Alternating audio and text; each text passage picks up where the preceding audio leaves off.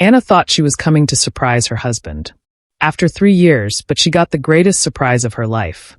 Her husband was with another woman wearing her robe, the same one she wore on their wedding night, and his excuse will introduce you to another level of gaslighting. Babe, who is she? You are just being paranoid. She is just my cousin. Listen, it's not what you think. Please, let us explain. Caught you. Betrayal, it's a misunderstanding. He's right. Anna, you're overreacting. It wasn't like that at all. You're twisting the facts. Trust me on this. Just listen. Anna spent 1,095 nights scrubbing hospital floors in a foreign land, sending every cent home to build a palace for the man she loved. Yet, each time she sought to return, it felt as if something was working against her. I understand. When Anna finally turned the key to their front door, it wouldn't budge. The locks had been changed. When the door finally opened, a woman was standing there wearing Anna's silk robe, her own wedding gift. David, her husband, didn't flinch. He looked her straight in the eye and said, "Meet my cousin. She's been struggling lately, and I'm the only one who can help her." He believed Anna was still the same naive girl who had left 3 years ago. He had no idea that for 8 months, Anna had been receiving photos of his cousin in her matrimonial bed. David thought he had stolen her house, her money, and her life, but he's about to find out that a woman knows exactly where to cut to make it hurt the most. Stay to the end to find out Anna's triumph over this betrayal, and please hit that subscribe button, like, and share this story, as there are thousands of people stuck in a similar situation, and this story would change their life. Thank you. The wheels of the Boeing 747 hit the tarmac with a violent, familiar thud, sending a jolt through Anna's spine that felt like a final wake-up call. For 3 years, she had lived in a state of perpetual motion, running between hospital wards, charting vitals, and catching 4-hour naps in sterile break rooms. Now, for the first time in 36 months, the motion had stopped. She was home. As the cabin doors opened, the air hit her. It wasn't the filtered, chilled oxygen of the London corridors she'd grown used to. It was thick, humid, and smelled faintly of rain and wood smoke. It was the scent of a life she had paused so that she could eventually hit play in high definition. Anna stood in the immigration line, her fingers instinctively tracing the edges of her passport. She caught her reflection in the glass of a duty-free shop and paused. The woman looking back was thinner, her eyes carrying the permanent shadows of someone who had seen too many sunsets from the wrong side of a window. Her hands, once soft, were now mapped with the faint calluses of a veteran nurse. She looked older, yes, but there was a hardness in her jaw that hadn't been there before. She looked like a woman who had survived a war to buy her peace. Purpose of entry?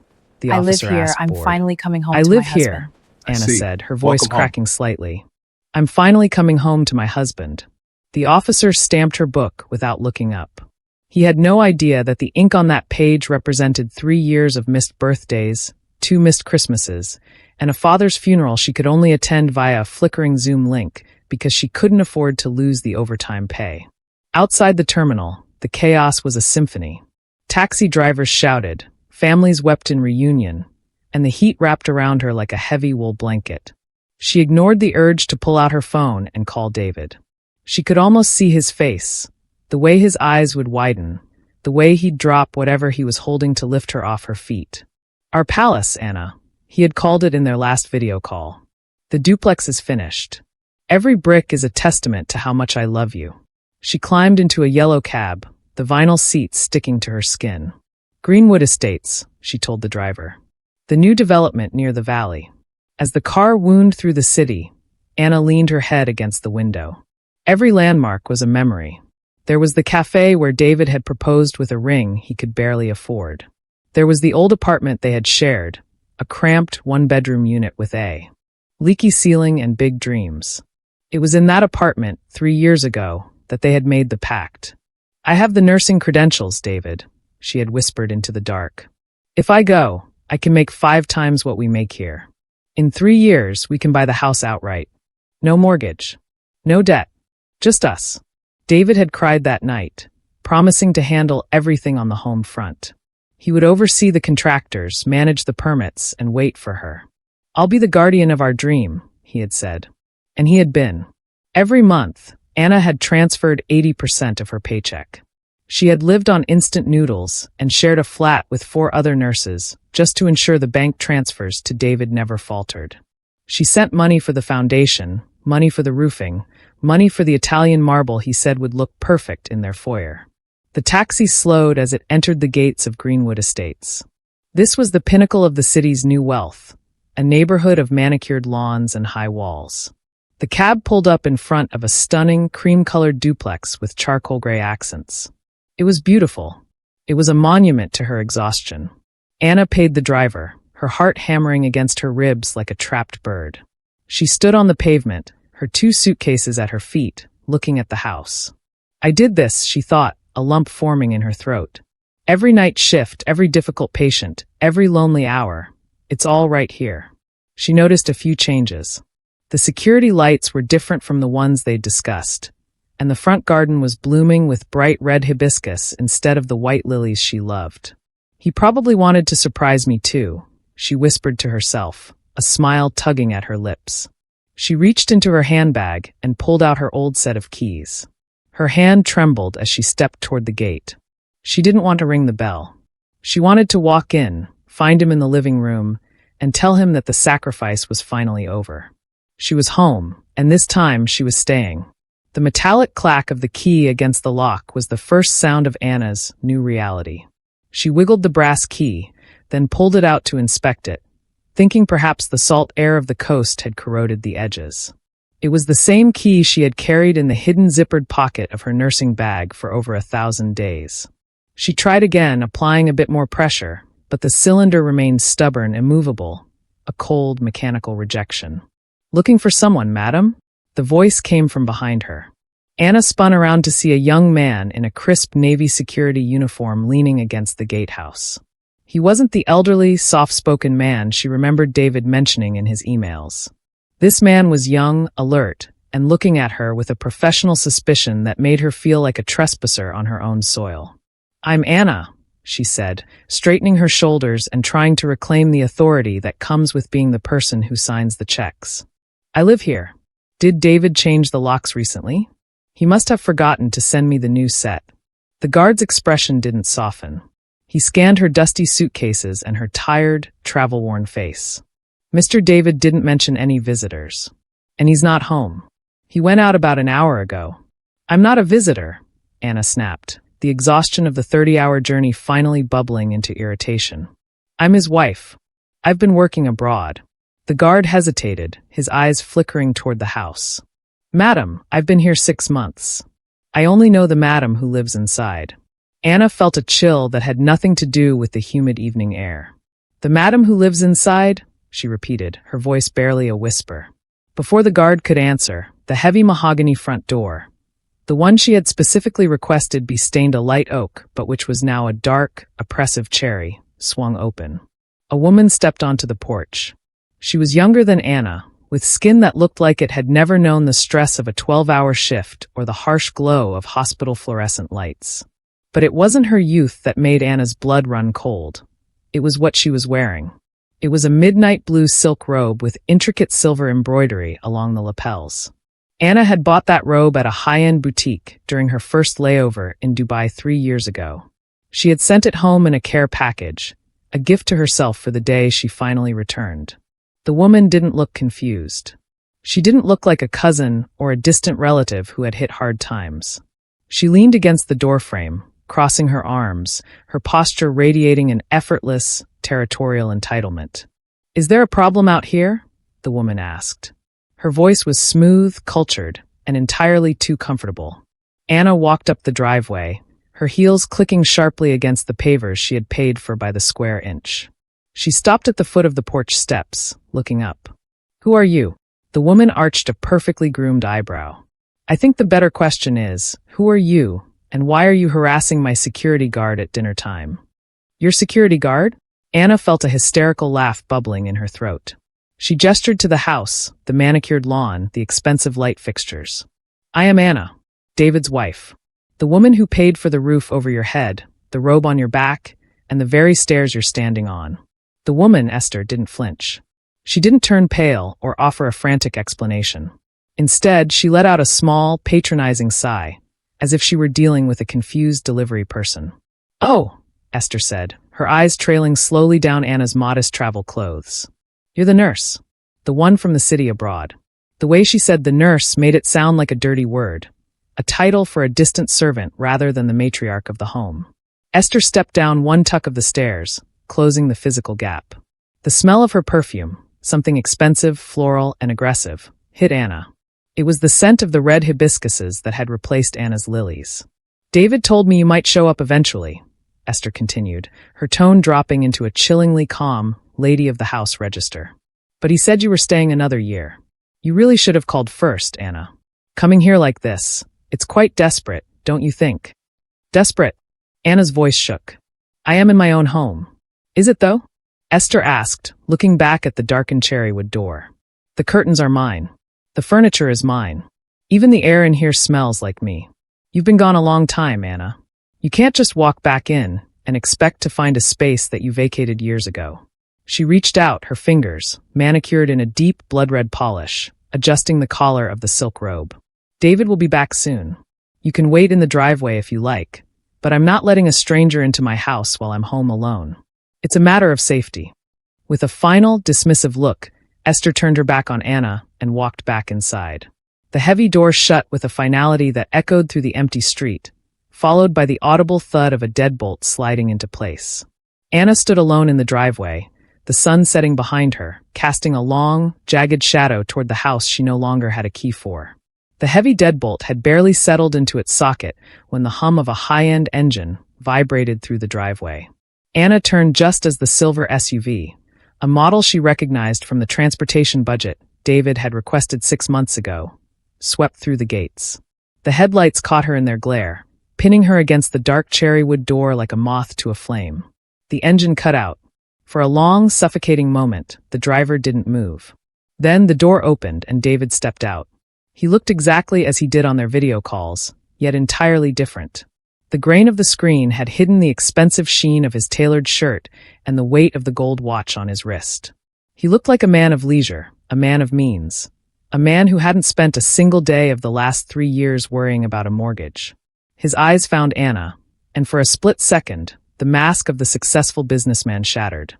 Pure, unadulterated terror flashed across his features before he scrambled to reconstruct his composure. "Anna," he stammered, his voice jumping an octave. You're early. You're home." Before Anna could speak, the front door behind her creaked open again. Esther stood there, her cold territorialism from moments ago replaced by a mask of wide-eyed, blinking confusion.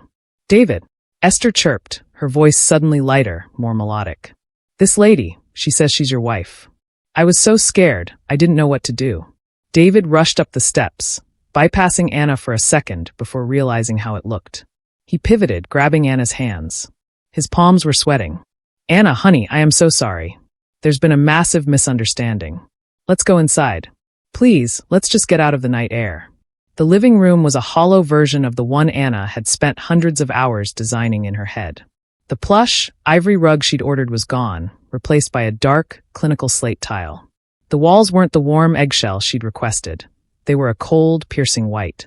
The air was thick with the scent of that aggressive floral perfume. "David, explain," Anna said, her voice like a scalpel. She refused to sit on the charcoal gray sofa that she had never seen before. "Who is she? Why is she in my clothes? Why did the guard say she was the madam of the house?"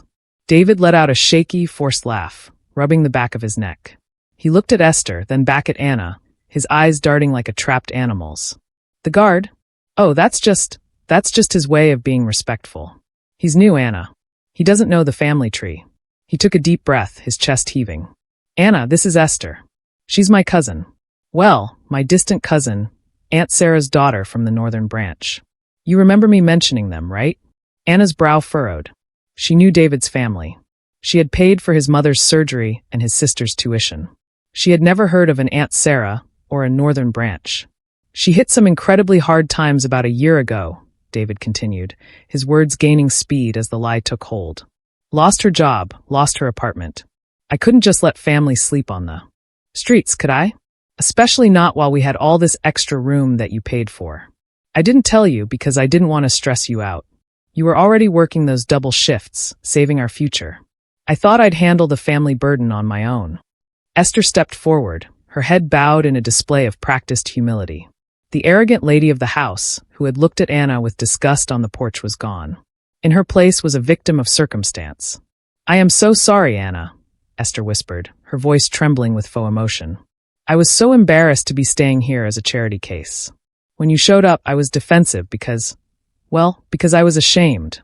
And the robe, please forgive me. My luggage was lost in the move, and David said I could use some of the things you sent home until I got back on my feet. I didn't mean any disrespect." She looked up at Anna, her eyes glistening with unshed tears. "I am so grateful to you. David tells me every day how hard you work for this family. I've just been acting as a sort of house manager while I look for work. To earn my keep." David nodded vigorously, stepping closer to Anna. "That's it exactly. She's been helping me with the contractors and the decor. You know how bad I am with colors, honey. Esther has just been keeping things running until the real queen came home." He reached out to touch Anna's face, but she flinched away. The logic was there, wrapped in the familiar language of family and sacrifice. But the air in the room felt foul. Anna looked at Esther, then at David.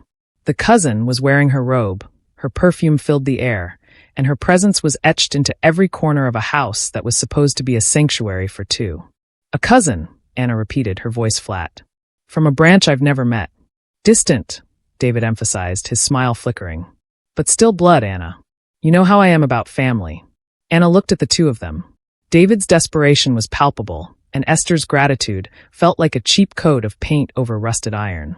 She didn't believe a word of it, but as she looked at the heavy suitcases by the door, she realized she needed more than just a gut feeling to tear down the walls they had built. "I see," Anna said, her voice eerily calm.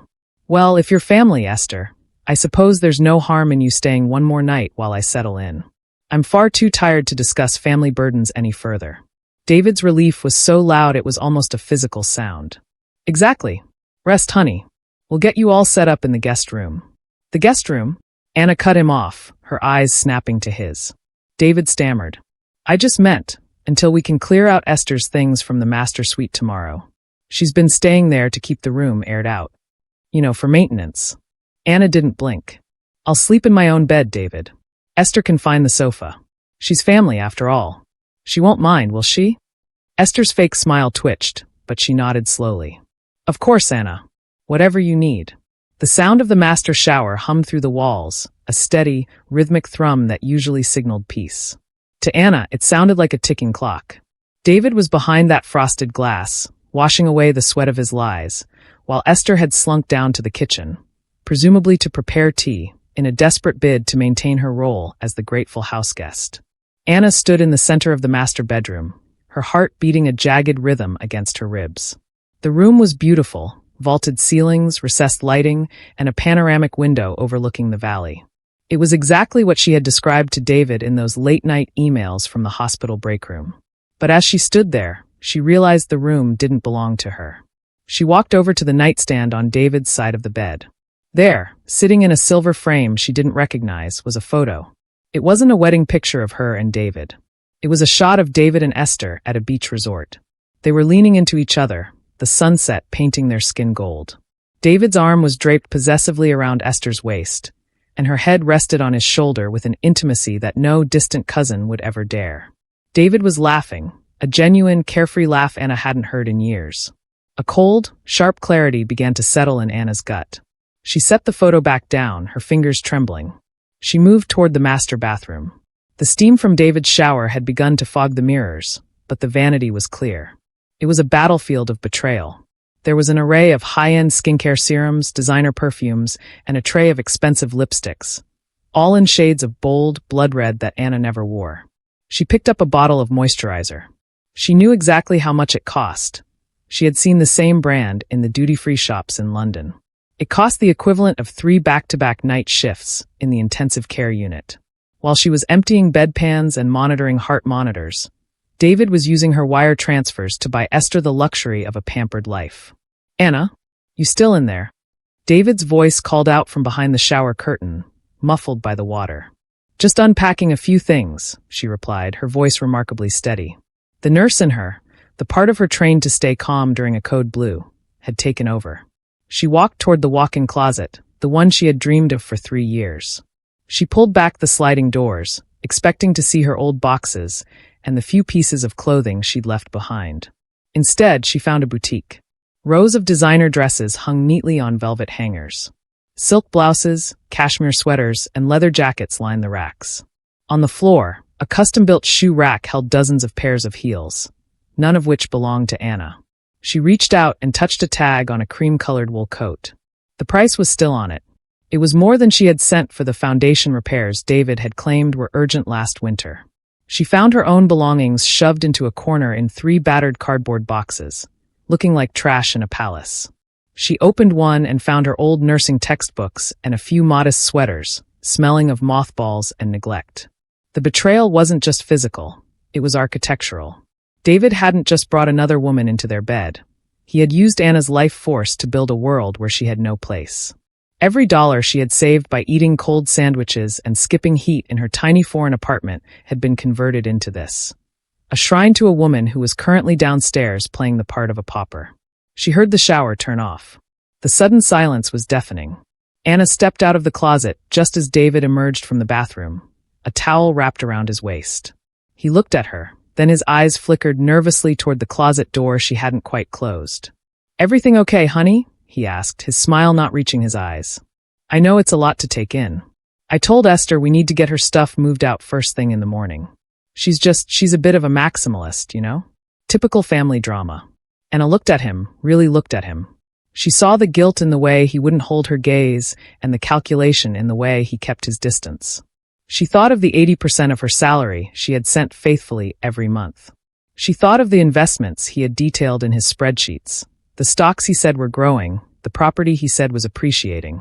"It's a beautiful closet, David," Anna said, her voice dropping to a low, dangerous hum. "I'm surprised your cousin can afford such expensive taste on a charity budget." David's face paled for a fraction of a second before he let out a nervous chuckle. "Oh, you know how girls are, Anna. She probably spent her last cent trying to look the part for her job interviews. I keep telling her she needs to be more frugal, like you." "Like me," Anna repeated. She turned toward the door. "I'm going down for that tea now. I think it's time we all had a very long, very honest chat about family values." The dining room was illuminated by a minimalist crystal chandelier that Anna had never seen, its sharp light reflecting off a glass table that felt as cold as the atmosphere in the room. Anna sat at the head of the table, her hands folded neatly in front of her. Across from her, David and Esther sat side by side. The cousin had changed out of the silk robe into a modest floral dress, her eyes downcast in a practiced display of humility. "The roast is lovely, Esther," Anna said, her voice cutting through the silence like a scalpel. "I didn't know the northern branch of the family was so skilled in continental cuisine. David always told me his relatives preferred traditional stews." Esther's fork paused midair. "Oh, I took some classes when I was looking for work. I wanted to make sure David was well fed while you were away, Anna. It was the least I could do for the family." David nodded quickly, his mouth full of potatoes. "She's been a lifesaver, really. I was practically living on takeout before she arrived." Anna leaned back, watching them. The way David's shoulder brushed against Esther's. The way Esther instinctively moved the salt shaker closer to him without him asking. It was a dance of domesticity that had been choreographed over months, maybe years. "It must be hard," Anna continued, her tone conversational but her eyes tracking every flinch. "Being so close to family but feeling like a guest. I noticed the beach photo upstairs, David. The one where you're holding your cousin quite closely. I didn't realize you two were so affectionate." David choked slightly on his wine, coughing into a linen napkin. That was just a family reunion trip. Everyone was there. It was just a snapshot, Anna. You're overthinking things because of the jet lag." "I hope so," Anna whispered. The meal continued in a suffocating quiet, punctuated only by the clink of silverware against glass. Esther seemed to be vibrating with nervous energy, her eyes darting toward David for reassurance. As David reached for the wine carafe, his hand brushed Esther's. "Here, let me get that for you, baby," Esther said, her voice dropping into a soft, intimate lilt. The word hung in the air like a poisonous fog. The table went deathly still. Esther's eyes widened, her hand flying to her mouth as she realized the mask had slipped. David froze, the carafe trembling in his grip. "Baby," Anna repeated, the word sounding foreign and jagged. Is that what they call distant cousins in the north, David? The silence stretched until it snapped. David slammed the wine carafe onto the table, the red liquid splashing onto the white runner like a fresh wound. The fear in his eyes was gone, replaced by a sudden, jagged armor of rage. He pushed his chair back, the legs screeching against the tile. "Fine," he shouted, his face flushing a deep, angry crimson. "Are you happy now? You wanted the truth, there it is. But don't you dare sit there and judge me with Thathlier, then I'll look on your face." Anna didn't move. She didn't scream. She simply watched the man she had loved dissolve into a stranger. "Judge you? David, I worked 3 years in a foreign land to build this house for us. I sent every penny I had. You sent money, Anna. You didn't send yourself." David roared, pacing the length of the room while Esther cowered in her seat. "You chose the shifts. You chose the overtime. You chose the pounds and the dollars over your husband. Do you have any idea what it's like to live in a half-finished house alone for 3 years?" "I was working for us," Anna said, her voice trembling for the first time. "We agreed on this. You told me to go. You said it was our only chance. I said that because I thought you cared about our life together. But you became obsessed," David hissed, leaning over the table, his shadow looming over her. "Every call was about the bank transfers. Every email was about the contractors. You weren't a wife, you were an ATM. A man has needs, Anna. A man needs a woman who is actually present, who knows how he likes his coffee, who is there to greet him when he comes home." He gestured wildly toward Esther. Esther was here. She saw me. She looked at me like I was a man, not just a property manager for your palace. You abandoned this marriage the moment you stepped onto that plane 3 years ago. You traded me for a career abroad, so don't you dare come back now and act like the victim. Anna looked at the man she had spent 1,095 nights dreaming of. He wasn't apologizing. He wasn't begging for forgiveness. He was gaslighting her, turning her sacrifice into a crime and his betrayal into a necessity. "So, you used my money to buy her clothes, her jewelry, and her affection because you were lonely?" Anna asked, her voice dropping to a whisper. "It's my house too," David snapped, his voice turning cold and calculated. "And if you don't like how I run it, then maybe you should have stayed in the hospital wards where you clearly belong." Esther looked up then, her eyes no longer filled with faux shame, but with a sharp, triumphant glint. She reached out and took David's hand, anchoring herself to him. The cousin was dead. The mistress had arrived. The red wine stain on the white table runner looked like an inkblot test of a dying marriage. Anna stood up, her chair scraping against the floor with a sound like bone on stone. She didn't look at Esther. She kept her eyes locked on David, the man who had turned her 3-year sacrifice into a list of grievances. "I want you out," Anna said, her voice dropping to a low, vibrating frequency that filled the room. "Both of you. Pack your things, the clothes I bought, the jewelry I funded, and the lies you've been living in, and leave. Now." For a second, the room was so quiet she could hear the hum of the refrigerator. She expected David to flinch, to scramble for a final apology, or perhaps to try one last desperate plea for family. Instead, David began to laugh. It started as a dry, rattling sound in his chest, then grew into a full, boisterous laugh that echoed off the high ceilings and the minimalist art she had never chosen. He leaned back in his chair, wiping a mock tear from his eye, while Esther leaned into him, a smug, knowing smile playing on her lips. "Get out," David repeated, the word dripping with mockery. "Anna, you really have spent too much time in those foreign hospitals. You've forgotten how the world works back here on the ground."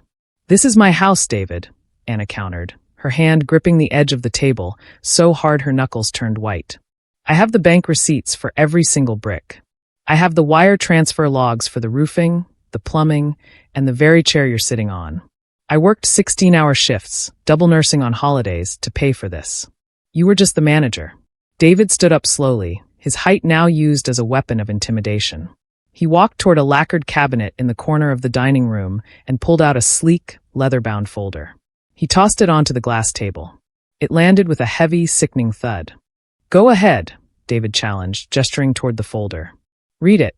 It's the title deed, the occupancy certificate, the tax registration." Anna's heart began to skip beats as she reached for the folder. Her fingers felt numb as she flipped through the pages. There it was, stamped by the land registry and witnessed by a notary. The property at Greenwood Estates wasn't listed as a joint asset. It wasn't in her name. Owner, David Miller. "There must be a mistake," Anna whispered, her eyes scanning the signatures. At the bottom of the final page, there was a signature that looked exactly like hers. The loop of the sharp slant of the N. It was a perfect replica of her hand. But she had been in London on the date listed. She had been in the middle of a triple shift in the trauma ward. "You were 3,000 miles away, Anna," David said, his voice now cold and clinical. "The developers needed a signature for the final deed.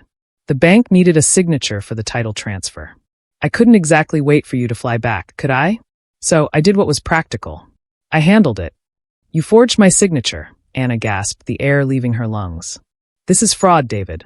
I sent the money specifically for this purchase." David leaned over the table, his face inches from hers. "What money?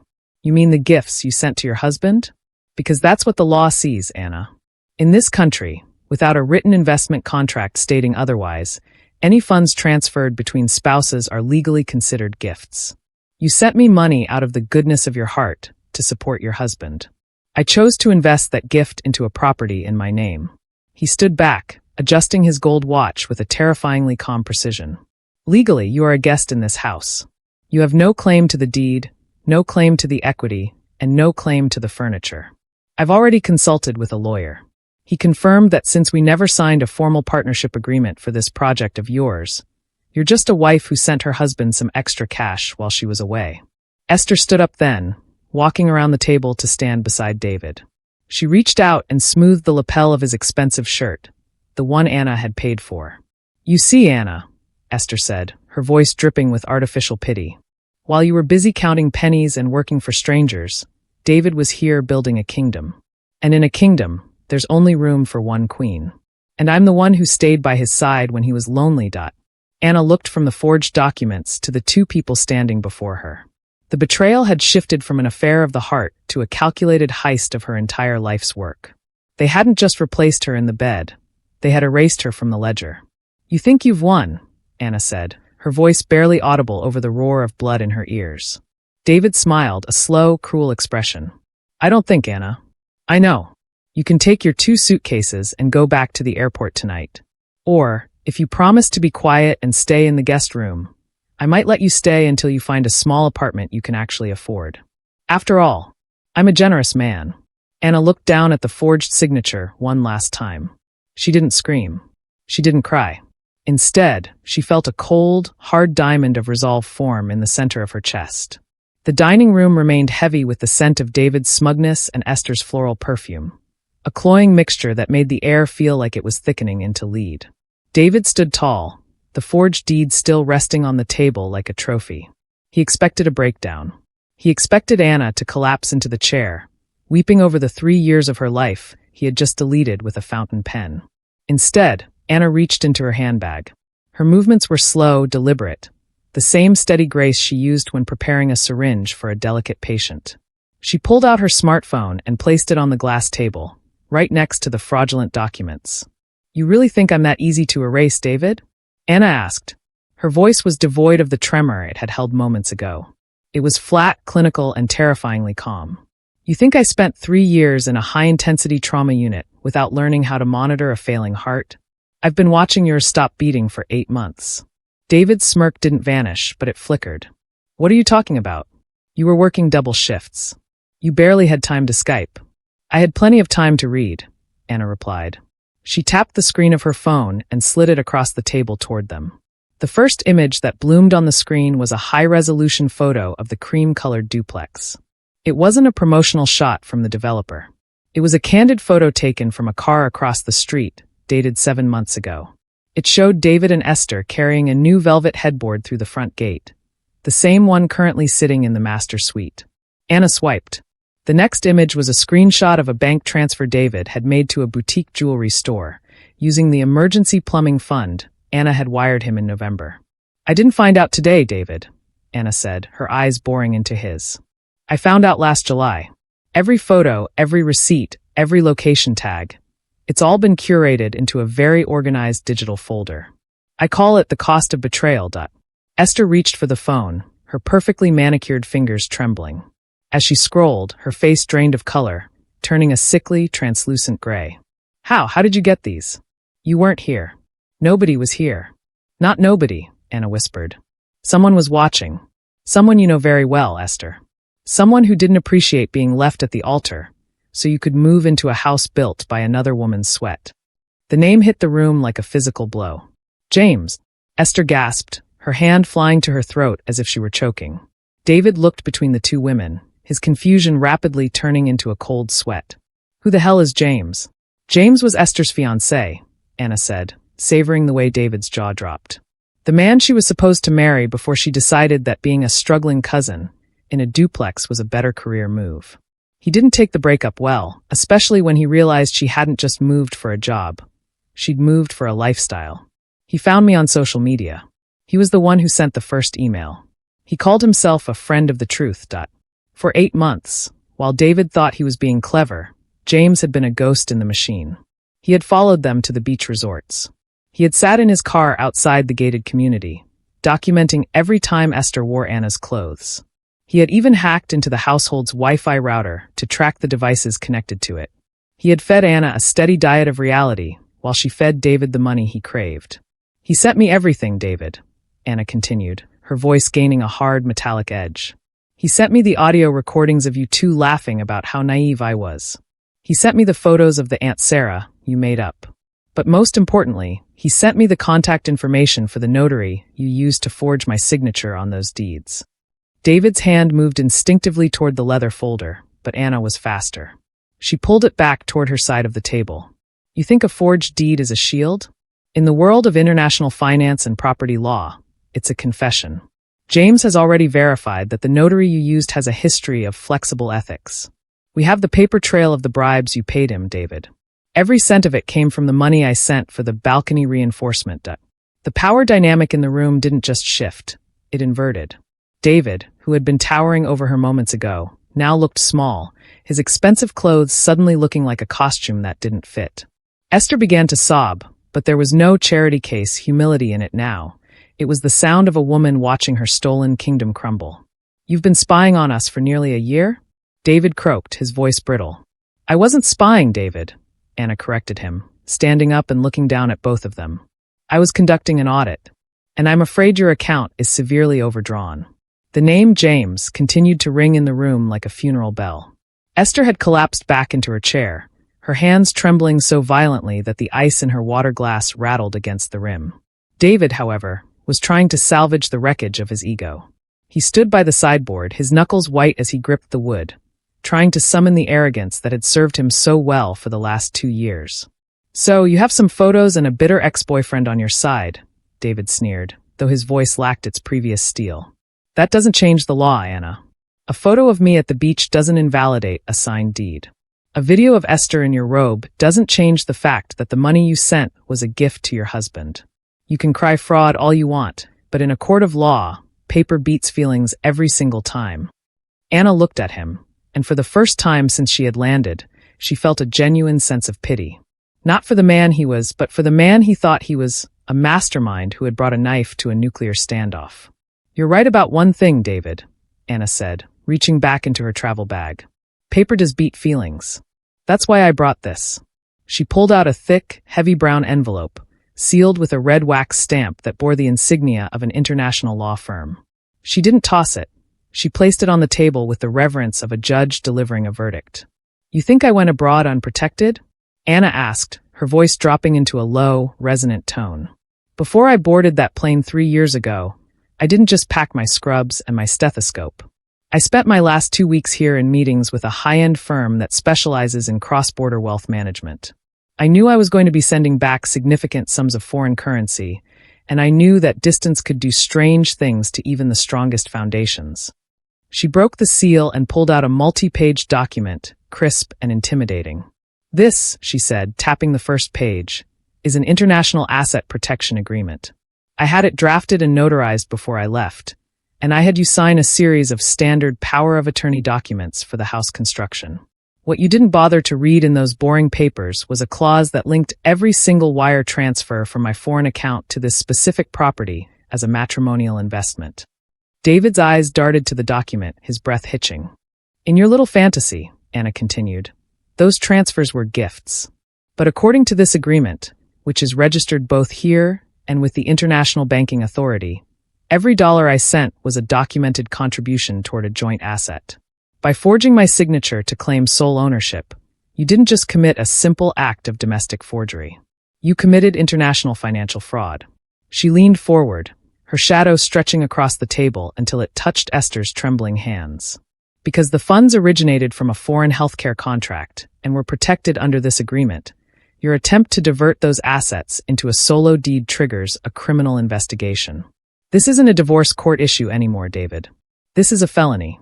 The moment I file this with the police, which I've already authorized my lawyers to do if I didn't check in by midnight, your kingdom becomes a prison cell.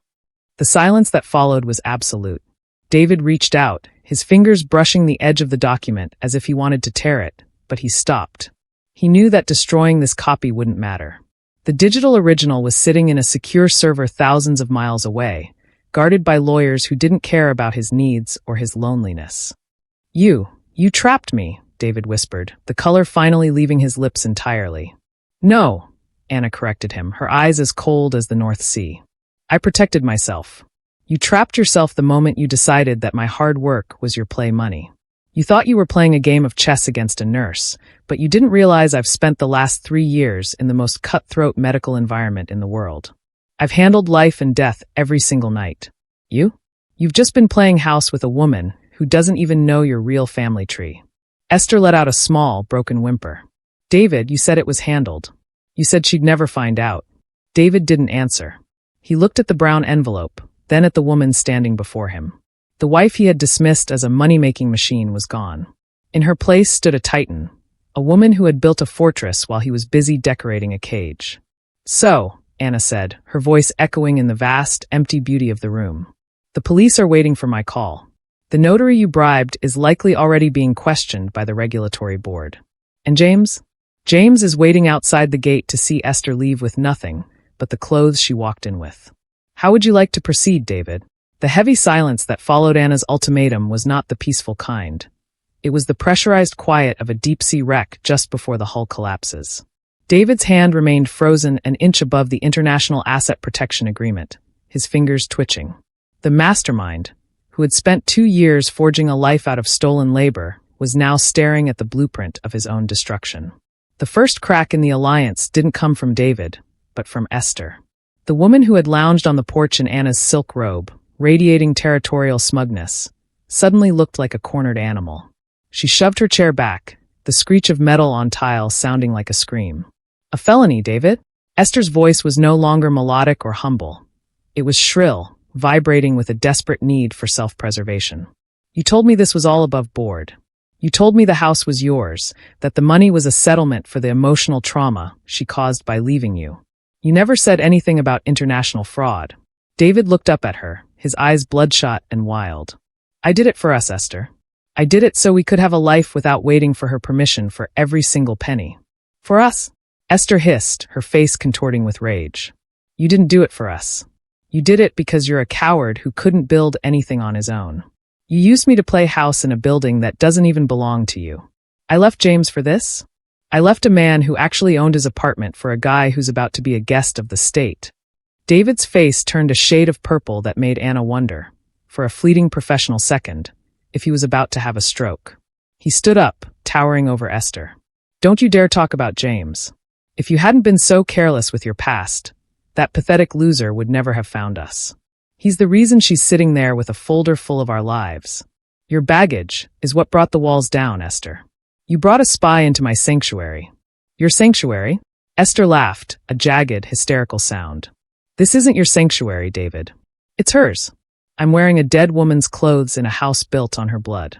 And now you're telling me that I could be named as an accomplice in a financial crime?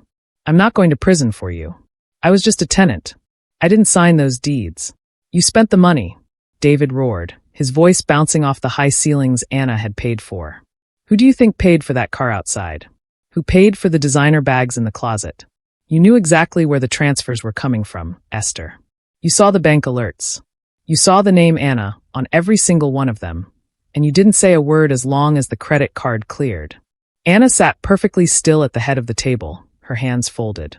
She watched them with the detached observation of a surgeon watching a virus tear through a cell. This was the love David had claimed was worth ruining a marriage for. It was a paper-thin alliance built on greed, and now that the furnace was hot, it was curling into ash.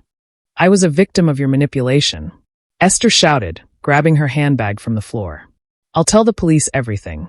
I'll tell them you forged her name while I was in the other room. I'll tell them you lied to me about being a widower. David lunged forward, grabbing Esther's arm.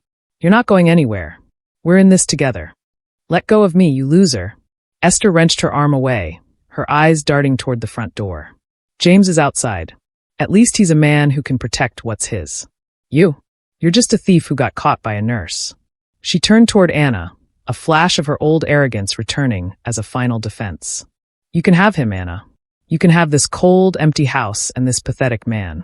He's not even worth the forgery he committed. Esther didn't wait for a response. She turned and ran toward the foyer, her expensive heels clicking a frantic rhythm on the slate floor. Seconds later, the heavy front door slammed shut, the vibration rattling the crystal chandelier above the dining table. David stood alone in the center of the room, his shoulders slumped, his tailored shirt damp with sweat. He didn't look like a king anymore. He looked like a man standing in the wreckage of a heist that had gone horribly wrong. Anna picked up her phone and looked at the time. 11:40, David. You have 20 minutes before my lawyers trigger the automatic filing. I suggest you start talking, and for the first time in 3 years, I suggest you tell the truth. The digital clock on the sideboard flickered to 11:58 p.m. David sat slumped in the chair where Esther had just been, his head in his hands. The silence that followed her departure was heavier than their shouting had been. It was the silence of an empty bank vault. He looked up, his eyes bloodshot, realizing that the 20-minute window Anna had given him was closing. There was no more gaslighting left, no more needs to defend. There was only the cold, hard reality of the International Asset Protection Agreement. I'll sign, David whispered, his voice cracking. I'll sign whatever you want. Just don't call the police. Don't trigger the filing. Anna didn't smile. There was no joy in watching the man she had loved crumble into a heap of desperation. She simply slid a fresh set of documents across the glass. A voluntary rescission of the deed and a confession of financial mismanagement. As he signed, his hand shaking so violently the ink splattered, Anna felt the final tether of her old life snap. She wasn't just reclaiming a house, she was reclaiming her soul. 6 weeks later, the for sale sign in front of the cream-colored duplex was replaced with a sold sticker. The process had been clinical. Because of the ironclad evidence Anna held, David's lawyers had advised him to settle quietly rather than risk a public trial for international fraud. The house, which had been built on a foundation of lies, was liquidated. After the legal fees were paid and the matrimonial investments were recouped, Anna walked away with her full share of the equity. A significant sum that represented every hour of her 3-year exile. David, however, was left with nothing but the debt of his own choices. The high-end SUV was repossessed, the designer furniture was auctioned off, and the comfortable life he had built for Esther vanished like smoke in a gale. He moved into a cramped studio apartment on the far edge of the city, a place with leaky ceilings and thin walls. Ironically, much like the apartment they had shared before she left. Anna didn't look back. She didn't check his social media, and she didn't reply when a mutual friend mentioned that Esther had tried to crawl back to James, only to be laughed out of his office. Anna had spent enough time monitoring the pulses of dying things. It was time to focus on growth. On a warm Tuesday evening, Anna stood in a sleek, glass-walled office on the 22nd floor of a downtown high-rise. The air smelled of fresh paint and new beginnings, not floral perfume and betrayal. On the door, in elegant gold lettering, were the words, Miller and Associates, International Healthcare Consultancy. She had used her savings and her share of the house sale to launch the firm. She wasn't just a nurse anymore. She was an architect of systems. Her time abroad hadn't just given her money. It had given her a global perspective on patient care and hospital management that was desperately needed in her home city. She was no longer working double shifts for someone else's dream. She was the CEO of her own. Anna walked to the floor-to-ceiling window as the sun began its descent. The city was painted in shades of orange, purple, and gold, a palette far more beautiful than the red hibiscus she had found in her garden 6 weeks ago. Below, the city roared with life, a million stories unfolding at once. She thought about the woman who had boarded that plane 3 years ago. The woman who thought her value lay in her sacrifice and her ability to endure loneliness for a man's approval. She realized now that the betrayal hadn't been an end. It had been a violent, necessary awakening. If she had come home to a husband who was merely bored or distant, she might have spent another 10 years trying to fix a broken heart. David's total betrayal had been a gift of clarity. It had forced her to burn the old map and draw a new one. She touched the cool glass of the window. Her hands were still steady. Her jaw was still set. But the hardness she had carried when she landed at the airport had softened into something else: confidence. She was no longer the woman who sent 80% of herself away. She was whole. She was home. And as the last sliver of the sun disappeared behind the horizon, Anna realized that while she had lost a husband, she had finally found the woman she was always meant to be. The intercom on her desk buzzed. "Ms. Miller, your 6 p.m. appointment is here." A new hospital board from the coast. Anna took a slow, deep breath, a small, genuine smile touching her lips. "Send them in," she said. She turned away from the sunset and walked toward the door, her heels clicking firmly against the floor. Not like a visitor, but like the owner of the room. The lesson in Anna's story is a hard one, but necessary. Never trade your life's force for someone else's comfort without a receipt. We often think that extreme sacrifice is the ultimate proof of love, but true love doesn't ask you to erase yourself. Financial literacy is just as important as emotional loyalty. Document your dreams, protect your assets, and remember that your value isn't measured by how much you provide, but by how much you respect yourself. Sometimes a betrayal isn't an end. It's a violent, necessary awakening to the person you were always meant to be. Anna found her triumph, but there are thousands of people still stuck in the shadows of a similar situation. If this story touched you, or if it reminded you of your own strength, please hit that subscribe button, like, and share this video. Your support helps us bring these stories to light and could be the exact wake-up call someone else needs to change their life. Thank you for watching Folktale Bestie. Remember, stay sharp, stay protected, and always be the architect of your own life. We'll see you in the next story.